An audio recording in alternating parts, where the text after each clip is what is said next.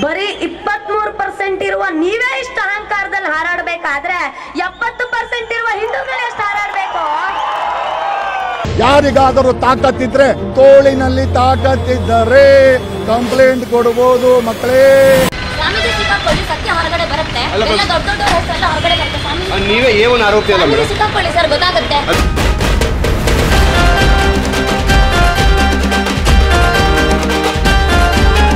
Female don, female don, female don, female don, female don, female don, female don, female don, female don, female don. ಅಮ್ಮ ಅಮ್ಮ ಅಮ್ಮ ಅಮ್ಮ ಅಮ್ಮ ಅಮ್ಮ ಅಮ್ಮ ಅಮ್ಮ ಅಮ್ಮ ಅಮ್ಮ ಅಮ್ಮ ಅಮ್ಮ.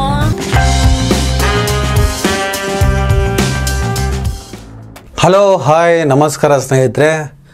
ಬಿಗ್ ಬಾಸ್ ಮತ್ತೆ ಶುರುವಾಗಿದೆ. ಬಿಗ್ ಬಾಸ್ ಕನ್ನಡ ಮತ್ತೆ ಆರಂಭವಾಗಿದೆ. ಅದು ಸ್ಕ್ರಿಪ್ಟ್ ಅಲ್ಲ, ಎಲ್ಲದು ವೀಕ್ಷಕರ ಅಭಿಪ್ರಾಯಕ್ಕೆ ಬಿಟ್ಟಿದ್ದು. ನೀವು ಅದನ್ನು ಪಾಸಿಟಿವ್ ಆಗಾದರೂ ತಗೊಳ್ಳಿ, ನೆಗೆಟಿವ್ ಆಗಿ ಆದರೂ ತಗೊಳ್ಳಿ, ಎಲ್ಲದಕ್ಕೂ ನೀವು ಸ್ವತಂತ್ರರು, ಎಲ್ಲದಕ್ಕೂ ನಾವು ಸ್ವತಂತ್ರರು. ವಿಚಾರ ವಿಮರ್ಶೆ ನಮ್ಮ ಮೂಗಿನ ನೇರಕ್ಕೆ ನಾವು ಹೇಗೆ ಬೇಕಾದರೂ ಮಾಡ್ಬೋದು. ಅದು ಸರಿ ಇಲ್ಲ ಅಂದರೆ ಸರಿ ಇಲ್ಲ, ಸರಿ ಇದೆ ಅಂದರೆ ಸರಿ ಇದೆ. ಲಾಭ ತಂದು ಕೊಡ್ತಾ ಇದೆಯಾ, ಆ ಕಾರಣಕ್ಕೆ ಅವ್ರು ಪದೇ ಪದೇ ಆ ಶೋವನ್ನು ಮಾಡ್ತಾ ಇದ್ದಾರೆ. ಈ ಸಲದ ಬಿಗ್ ಬಾಸ್ ಈ ಹಿಂದಿಂದಿಗಿಂತಲೂ ಹೆಚ್ಚು ಆಕರ್ಷಣೀಯ ಕೇಂದ್ರ, ಅದ್ಭುತ, ಬೆಂಕಿ, ಆ ಥರ ಏನೋ ನಾನು ಮಾತಾಡೋಕ್ಕೆ ಹೋಗಲ್ಲ. ಈ ಸಲದ ಬಿಗ್ ಬಾಸ್ನಲ್ಲಿ ಇಬ್ಬರು ವ್ಯಕ್ತಿಗಳು ಸ್ವಲ್ಪ ನಮಗೆ ಇಂಟ್ರೆಸ್ಟಿಂಗ್.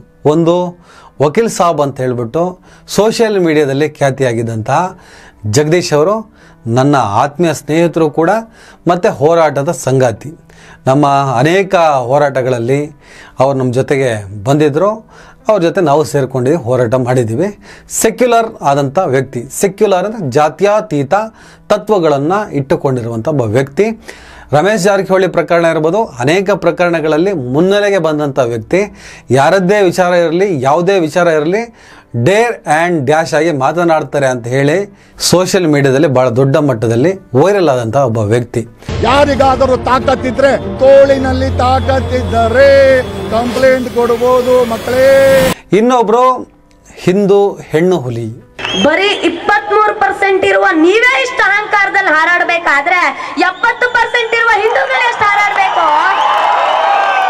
ನಿಮಗೆ ಗೊತ್ತಿರ್ಬೋದು, ಹಿಂದುತ್ವದ ಹೋರಾಟಗಾರ್ತಿ. ಸೈದ್ಧಾಂತಿಕವಾಗಿ ತತ್ವ ಆದರ್ಶಗಳು ಏನೇ ಇರಲಿ, ನಾನು ಯಾವಾಗಲೂ ಹೇಳ್ತಾ ಇರ್ತೀನಿ, ನನ್ನ ಸಿದ್ಧಾಂತ ನಾನು ಪ್ರತಿಪಾದಿಸ್ತೀನಿ, ನಿನ್ನ ಸಿದ್ಧಾಂತವನ್ನು ನೀನು ಹೇಳೋ. ಪಬ್ಲಿಕ್ ಅದನ್ನು ಕನ್ಸಿಡರ್ ಮಾಡ್ತಾರೆ. ನೀನು ಹೇಳೋದು ಸರಿ ಇದೆಯಾ, ನಾನು ಹೇಳೋದು ಸರಿ ಇದೆಯಾ, ಯಾವುದು ಸರಿ ಅನ್ನುವ ಆಧಾರದಲ್ಲಿ ನಿರ್ಧಾರ ಅವನು ಮಾಡ್ತಾನೆ. ನಾವು ಯಾವಾಗಲೂ ಹೇಳೋದು, ಮಿಸ್ಗೈಡಿಗೆ ಒಳಗಾಗಬೇಡಿ. ನಿಮ್ಮ ತಲೆಯನ್ನು ತಿರುಚುವ ವ್ಯಕ್ತಿತ್ವಗಳ ಬಗ್ಗೆ ವಿಮರ್ಶೆ ಮಾಡಿ ಅಂತ ಹೇಳ್ತಾ ಇದ್ವಿ.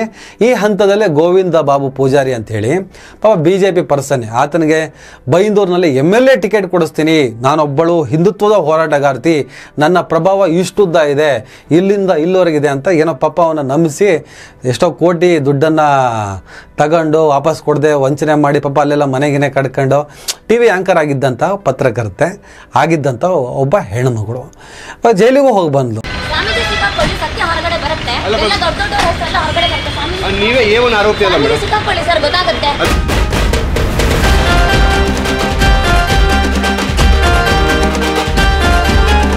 ಜೈಲಿಗೆ ಹೋಗಿ ಬಂದ್ಲು. ಆಮೇಲೆ ಆ ಸುಬ್ರಹ್ಮಣ್ಯದಲ್ಲಿ ಒಬ್ಬ ಇದೇ ಹಿಂದುತ್ವದ ಕಾರ್ಯಕರ್ತನ ಜೊತೆ ಜಟಾಪಡಿ, ಗುರು ಅಂತ ಇರಬೇಕು ಹೆಸರು ಅದು, ಅವ್ರ ಜೊತೆ ಏನೋ ಜಟಾಪಡಿ ಮಾಡಿ ಕುಸ್ತಿ ಮಾಡಿಕೊಂಡು ಚೈನ್ ಕೊಡೋ ಬ್ಯಾವರ್ಸಿ ಅನ್ನೋ ಏನೋ ಒಂದು ವರ್ಡ್ ಯೂಸ್ ಮಾಡಿ ಚೈತ್ರ ಅನ್ನುವಂತಹ ಖ್ಯಾತಿಯನ್ನು ಪಡೆದುಕೊಂಡಂಥ ಒಬ್ಬಳು ಹೆಣ್ಣುಮಗಳು.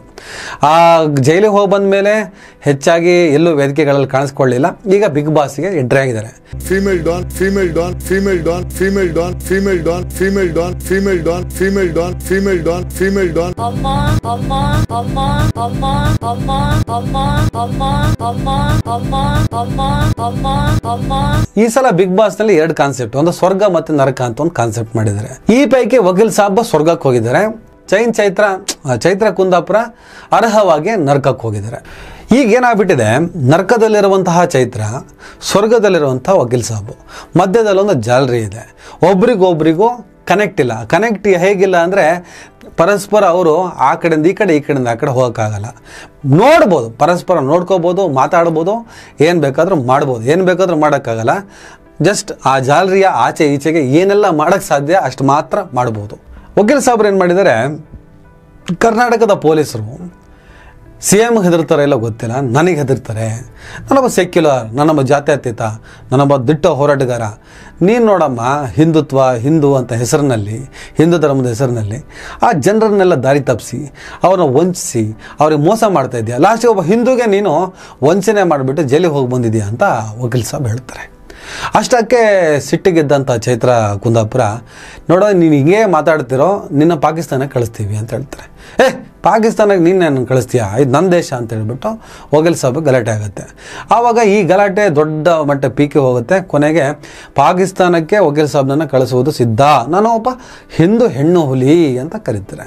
ನಾವು ಹುಲಿ ಆದ್ರೇನು, ಸಿಂಹ ಆದ್ರೇನು, ಕರಡಿ ಆದ್ರೇನು, ಕೋತಿ ಆದ್ರೇನು, ನಾನು ಯಾವುದಕ್ಕೂ ತಲೆ ಕೆಡಿಸ್ಕೊಳ್ಳಲ್ಲ, ಎಲ್ಲರನ್ನು ಕೂಡ ಆಟ ಆಡಿಸೋ ನಾನು ಅಂತ ಹೇಳ್ಬಿಟ್ಟು ವಕೀಲ್ ಸಾಬ್ ಅವರು ಗರ್ಜನೆಯನ್ನು ಮಾಡ್ತಾರೆ. ವಕೀಲ್ ಸಾಬ್ ಅಲ್ಲಿಗೆ ಬಿಡಲ್ಲ. ಎಂತೆಂಥ ಆಫೀಸರ್ಗಳನ್ನೇ ನಾನು ನೀರು ಕುಡಿಸಿದ್ದೀನಿ, ನೀನು ನನಗೆ ಲೆಕ್ಕನ, ನಿನ್ನ ಹೆಂಗೆ ಆಟ ಆಡಿಸ್ತೀನಿ, ಇನ್ನೊಂದು ಕೆಲವು ದಿನಗಳಲ್ಲಿ ನಾನು ಏನು ಮಾಡ್ತೀನಿ ಅನ್ನೋದನ್ನು ಇಡೀ ಕರ್ನಾಟಕಕ್ಕೆ ನಾನು ತೋರಿಸ್ತೀನಿ ಅಂತ ಹೇಳ್ಬಿಟ್ಟು ಚಾಲೆಂಜ್ ಆಗ್ತಾರೆ.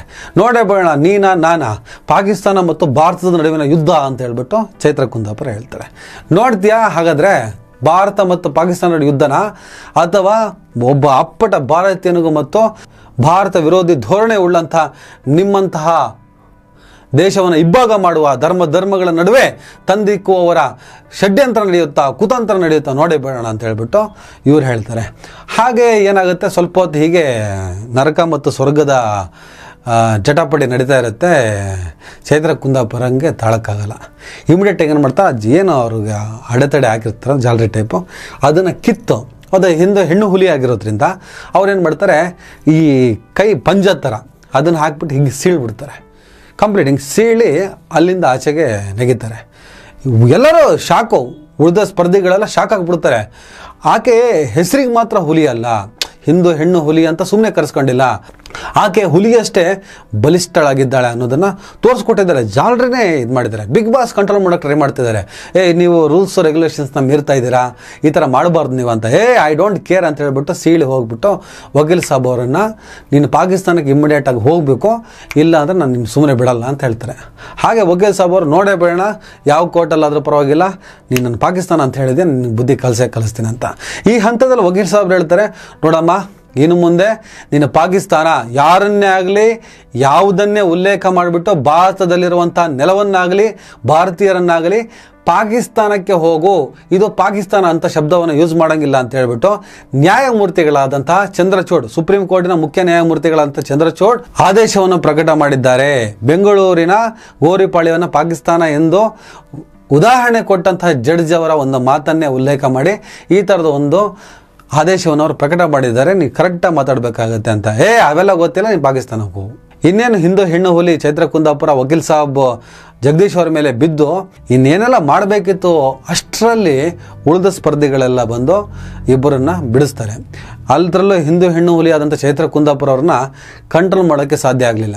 ಕೊನೆಗೆ ಹುಲಿನ ಎಲ್ಲಿ ಬಂಧಿಸ್ಬೇಕಾಗತ್ತೇಳಿ ಒಂದು ಬೋನ್ ತರ್ತಾರೆ. ಬೋನ್ನ ತಂದು ಬೋನಿಗೆ ಹಾಕಿ ಲಾಗ್ಗೆಲ್ಲ ಮಾಡಿ ಅವ್ರನ್ನ ಇಡ್ತಾರೆ. ಸ್ನೇಹಿತರೆ, ಹೀಗೆಲ್ಲ ಆಗುತ್ತೆ, ಆಗಿದೆ, ಆಗಬಹುದು ಅನ್ನುವಂಥ ಕಾಲ್ಪನಿಕ ಮಾತುಗಳನ್ನು ಕೆಲವು ಸ್ನೇಹಿತರು ಮಾತಾಡ್ತಾ ಇದ್ರು. ವಕೀಲ್ ಸಾಬ್ ಮತ್ತು ಹಿಂದೂ ಹೆಣ್ಣು ಹುಲಿ ನಡುವೆ ನಡೆಯುವಂಥ ಸಂಘರ್ಷ ಅದು ಅಂತಿಂಥ ಸಂಘರ್ಷ ಅಲ್ಲ. ಈ ಸಲ ಬಿಗ್ ಬಾಸ್ ಧರ್ಮದ ಹೋರಾಟದ ವೇದಿಕೆ ಆಗುತ್ತೆ ಅಂತ ಅನೇಕ ಸ್ನೇಹಿತರು ಮಾತಾಡ್ತಾ ಇದ್ರು. ನೋಡ್ರಪ್ಪ, ಹೀಗೇನೋ ಆಗಲ್ಲ. ಅದರ ಬದಲು ಕರ್ನಾಟಕದ ಜನರ ಮುಂದೆ ಕೆಲವೊಬ್ಬರ ಮುಖವಾಡಗಳು ಕಳಿಸಿ ಬೀಳ್ತವೆ. ಇವರ ಬದ್ಧತೆ, ಇವರ ಶಿಸ್ತು, ಇವರ ಡಿಗ್ನಿಟಿ ಏನು ಅನ್ನೋದನ್ನು ಬಯಲು ಮಾಡುವಂಥ ವೇದಿಕೆ ಬಿಗ್ ಬಾಸ್. ಅಲ್ಲಿ ಅವರ ಅಸಲಿ ರೂಪಗಳು ಹೊರ ಬೀಳ್ತವೆ. ವಕೀಲ್ ಸಾಬ್ರು ನಮ್ಮ ಸ್ನೇಹಿತರು, ಅವರ ಸಿದ್ಧಾಂತಕ್ಕೆ ನಮ್ಮ ಬೆಂಬಲ ಖಂಡಿತವಾಗ್ಲೂ ಇರುತ್ತೆ. ಆದರೆ ಚೈತ್ರ ಕುಂದಾಪುರ ಅವರ ಸಿದ್ಧಾಂತಕ್ಕೆ ನಮ್ಮ ಬೆಂಬಲ ಇಲ್ಲ. ಅವರ ಸಿದ್ಧಾಂತವೇ ಬೇರೆ, ನಮ್ಮ ಸಿದ್ಧಾಂತವೇ ಬೇರೆ. ಹಿಂದುತ್ವ, ಹಿಂದೂ ರಾಷ್ಟ್ರ ಅನ್ನೋ ಪರಿಕಲ್ಪನೆ ಈ ದೇಶದ ಸಮಗ್ರತೆಯ ವಿರುದ್ಧ ಇರೋದ್ರಿಂದ ನಾವು ಅವರ ನಿಲುವಿನ ವಿರುದ್ಧ ಇದ್ದೀವಿ. ಹಾಗಂತ ಅವರ ಮೇಲೆ ಯಾವುದೇ ರೀತಿಯ ವೈಯಕ್ತಿಕ ದ್ವೇಷವನ್ನು ಇಟ್ಕೊಂಡಿರಲ್ಲ. ಯಾಕಂದರೆ ಗೌರಿ ಲಂಕೇಶ್, ದಾಭೋಲ್ಕರ್, ಪನ್ಸರೆ, ಕಲಬುರ್ಗಿಯನ್ನು ಕೊಂದಂತಹ ಆ ಗುಂಪುಗಳು ವೈಯಕ್ತಿಕ ದ್ವೇಷವನ್ನೇ ಮುನ್ನೆಲೆಗೆ ತರ್ತವೆ. ಒಂದು ವಿಚಾರವನ್ನು, ಒಂದು ಸಿದ್ಧಾಂತವನ್ನು ವೈಯಕ್ತಿಕವಾಗಿ ನೋಡಿ ವೈಯಕ್ತಿಕವಾಗಿ ಆ ವ್ಯಕ್ತಿಯನ್ನು ಮುಗಿಸುವಂತಹ ಯೋಚನೆಯನ್ನು ಆ ಸಂಘಟನೆಗಳು ಮಾಡ್ತವೆ. ಆದರೆ ನಾವು ಹಾಗೆ ಮಾಡಲ್ಲ. ನಮ್ಮ ಪ್ರತಿಪಾದನೆಯೇ ಹ್ಯೂಮನಿಟಿ, ನಮ್ಮ ನಿಲುವೇ ಹ್ಯೂಮನಿಟಿ, ನಮ್ಮ ಸಿದ್ಧಾಂತವೇ ಹ್ಯೂಮನಿಟಿ. ಆ ಹ್ಯೂಮನಿಟಿ ವಿರುದ್ಧವಾಗಿ ಕೆಲಸ ಮಾಡುವ ವಿರುದ್ಧ ನಾವು ಯಾವಾಗಲೂ ಕೆಲಸವನ್ನು ಮಾಡೇ ಮಾಡ್ತೀವಿ. ಹಾಗೆ ನಮ್ಮ ವಿರುದ್ಧ ನಿಂತಿದ್ದಾರೆ ಅನ್ನೋ ಕಾರಣಕ್ಕೆ ಅವರನ್ನು ವೈಯಕ್ತಿಕವಾಗಿ ದ್ವೇಷ ಮಾಡೋದಕ್ಕೆ ಹೋಗೋದಿಲ್ಲ.